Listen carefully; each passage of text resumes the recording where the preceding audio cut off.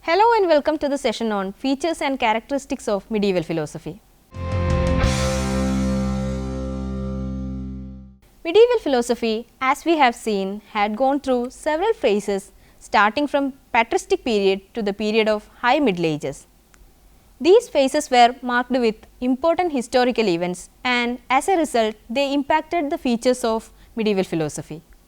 For example, the philosophy of the early medieval period was impacted by the dominance of the church as a center of education, unavailability of Greek texts and relative stagnation of intellectual activities in the Dark Ages.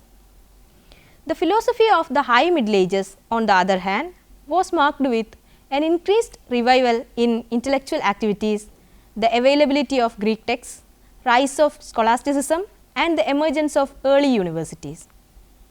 Thus, we can say that the different phases of medieval philosophy exhibited unique features and characteristics. It should be noted that all such features were central to shaping Western philosophy into what it is today. This unit will analyze those features and characteristics by placing them within their historical contexts. We will analyze the following features and characteristics in the coming modules of this unit. The influence of Neoplatonism, the theological character of medieval philosophy, the emergence of philosophical theology, the rise of scholasticism, the advent of new forms of education, unavailability and later availability of Greek texts. An analysis of these features and characteristics will help us understand how they influenced the overall development of medieval philosophy. Influence of Neoplatonism. Neoplatonism was one of the major influences on almost every great thinker of medieval philosophy.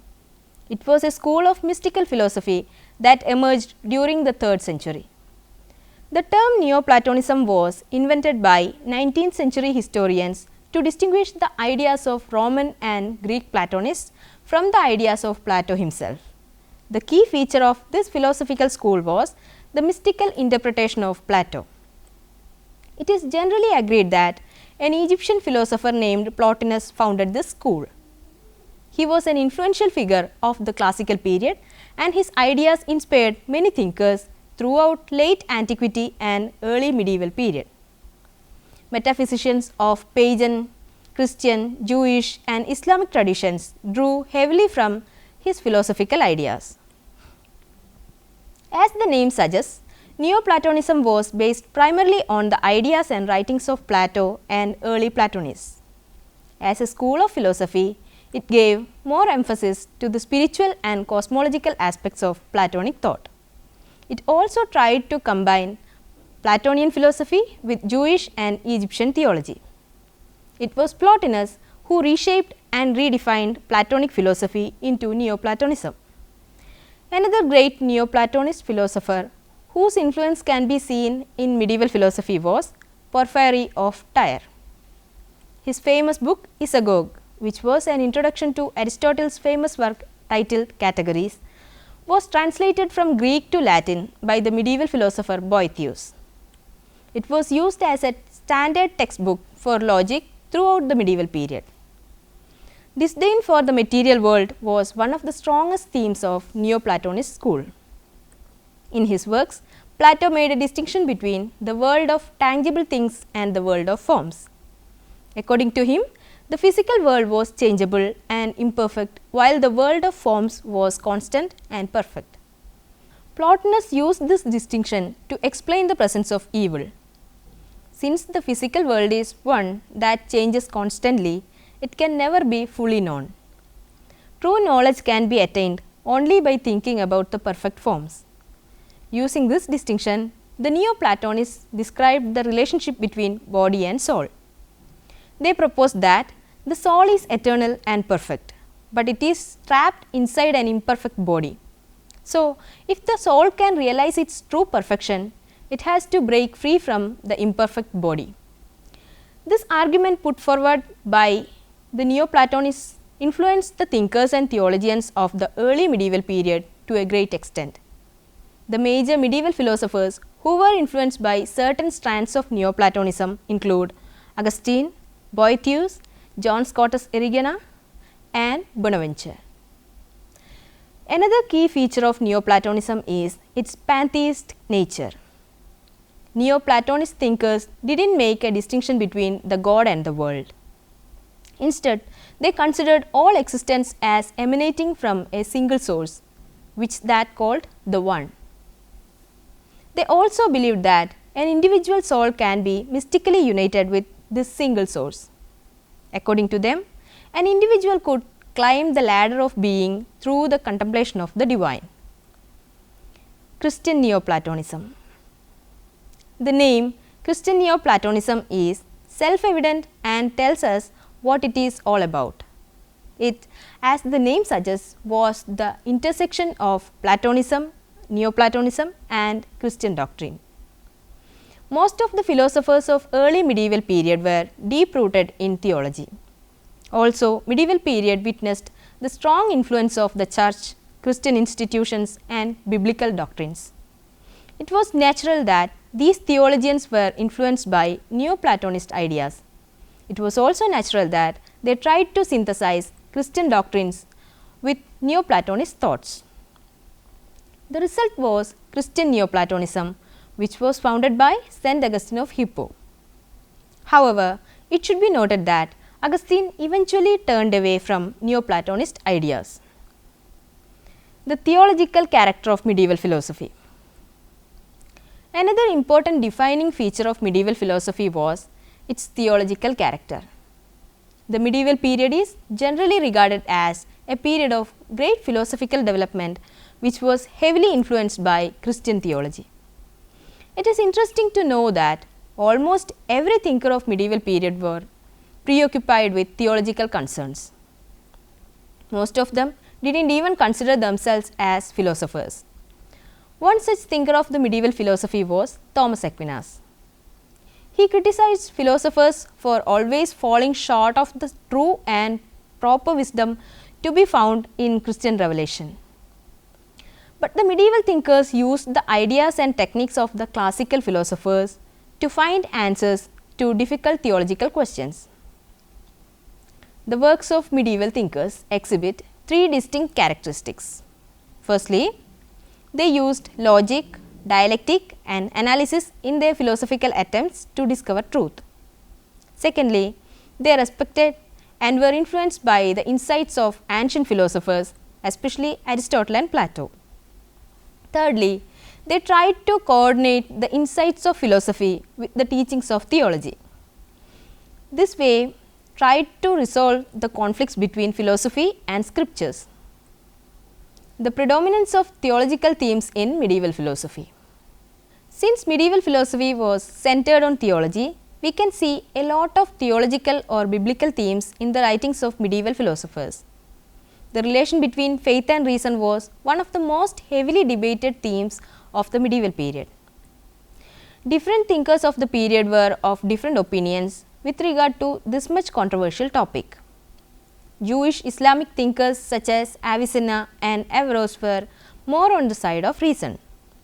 St. Augustine stated that he would never allow his philosophical investigations to go beyond the authority of God.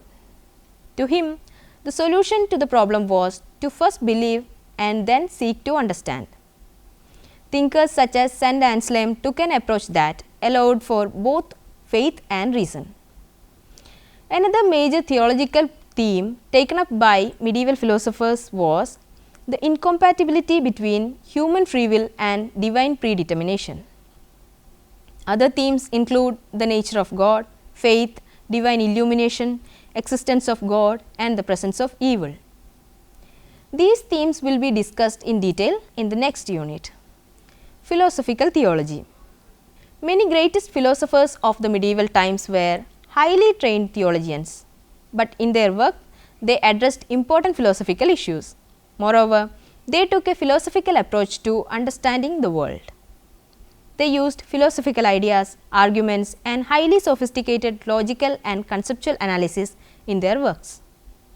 This mode of conducting theological studies in a philosophical manner is regarded as the greatest achievements of medieval philosophy.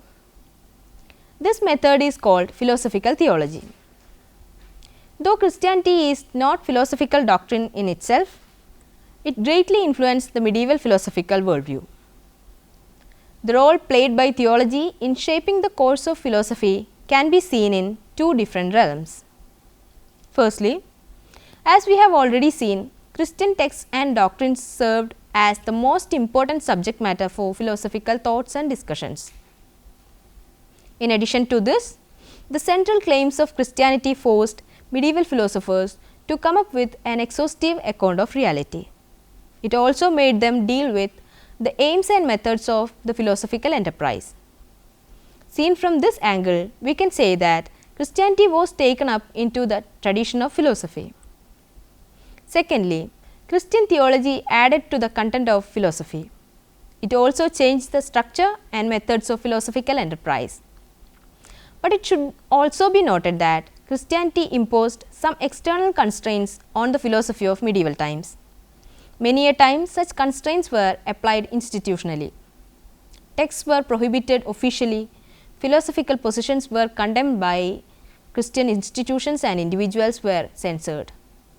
According to modern historians, the foundation for medieval philosophical theology was laid by St. Augustine of Hippo. He maintained the view that Christian belief is not against philosophy's search for truth. According to him, Christian belief acts as an important addition and support to philosophy. Since Christian philosophers know the revealed truth, they are able to retrieve what is true and reject what is false in pagan philosophy. In Augustinian's opinion, philosophy can enrich and strengthen Christianity. Augustine proposed a method that is based on belief and seeking understanding. In this method, Christian philosophers should begin by believing what Christianity professes. Then they should use reason by seeking to get an understanding of what they initially believed. By seeking understanding, Christian philosophers are relying on reason. By gaining understanding, they are strengthening the foundation of Christian belief. This Augustinian method of belief seeking understanding was a popular thought among philosophers during medieval times. Augustine's philosophical writings give us the best examples of how theological topics can be reflected upon in a philosophical manner. He dealt with topics ranging from the nature of sin to the nature of Trinity. Another thinker who worked along the same lines was Boethius. He wrote a number of short theological treatises that used the tools of Aristotelian logic on issues associated with Christian doctrines. Medieval philosophers were inspired by the philosophical analysis and argumentation in such writings. They actively participated in the development and extension of philosophical theology. Emergence of theology as an academic discipline. By the 12th and 13th centuries, an academic structure was started emerging in European schools and universities. As a result, theology became the supreme academic discipline in a formal curriculum of higher education. The thinkers who studied theology had highly trained philosophical minds. So, they used their philosophical sensitivities, interests and skills when they started taking up the study of theology. It is true that they accepted the basic framework offered by Christianity and made use of that framework to give a comprehensive account of the world. But they were equally engaged in the broadly philosophical task of building on that framework, understanding its complications and resolving its problems. The Augustinian view was the most dominant among the views that attempted to understand the relation between philosophy and Christianity. But there were other groups with different views as well, and many such views maintained a resistance to philosophy. They were against using philosophical methods to understand Christianity. Some of them considered the study of logic as a dangerous influence on theology. They even used the power of the church to attack thinkers and prohibit some of the philosophical teachings. Rise of scholasticism. Now we come to one of the most important features of medieval philosophy, that is, the emergence of a school of critical thought named scholasticism. It can be defined as a medieval school of philosophy or a critical method of learning. It was dominant among the academics of medieval European universities from 12th to 16th centuries. Scholasticism tried to combine logic, metaphysics and semantics. According to modern philosophers, this school of thought contributed considerably to the current understanding of logic. Scholasticism was applied in medieval Christian theology as an attempt to reconcile the philosophy of the ancient classical philosophers, particularly Aristotle, with Christian theology. But during the High Middle Ages, especially during the 14th century, it moved beyond theology. From 14th century onwards, scholasticism was applied to various disciplines of learning including epistemology, philosophy of science, philosophy of nature and psychology. Features of scholasticism. It is possible to identify 6 broad characteristics of scholasticism. They are: at the time of its emergence, scholasticism accepted of the prevailing Catholic orthodoxy. Even while accepting Catholic orthodoxy, it accepted Aristotle as a greater thinker than Plato. It recognized that Aristotle and Plato differed on the question about the problem of universals. It considered the problem of universals as an important question to be resolved.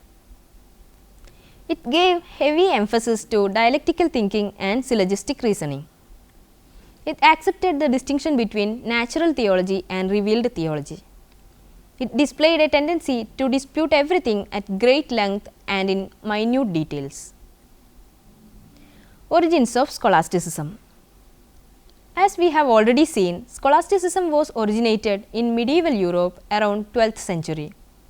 Some scholars argue that the origins of scholasticism can be dated back to the Carolingian Renaissance period because it was during this period that a major renewal of learning happened.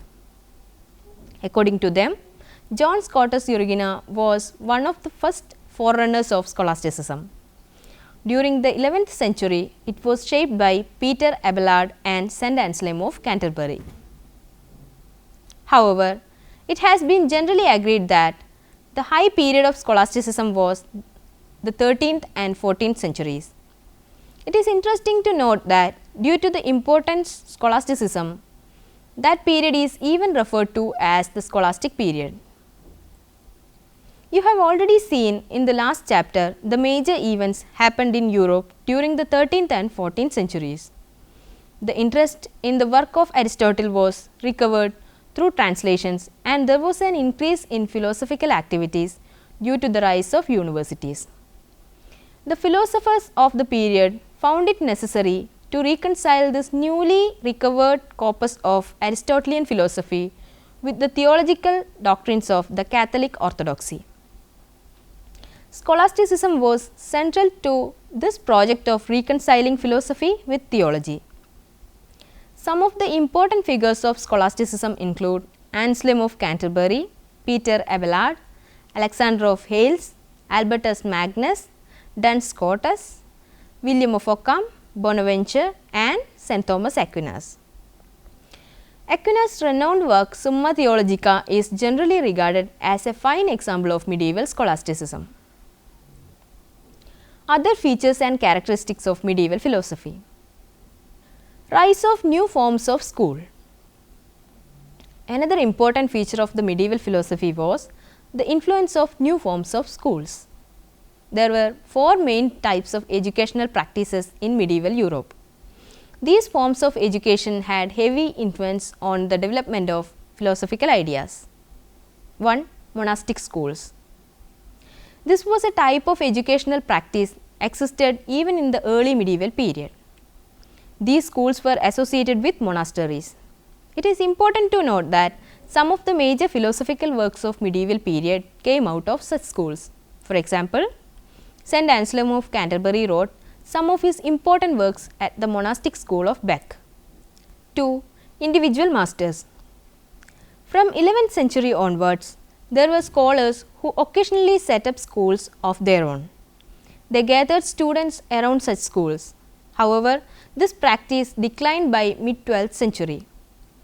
Many such schools were itinerant in nature and depended on the popularity of the teacher to a great extent. Peter Abelard is believed to have attended such a school, and he later established one himself. 3.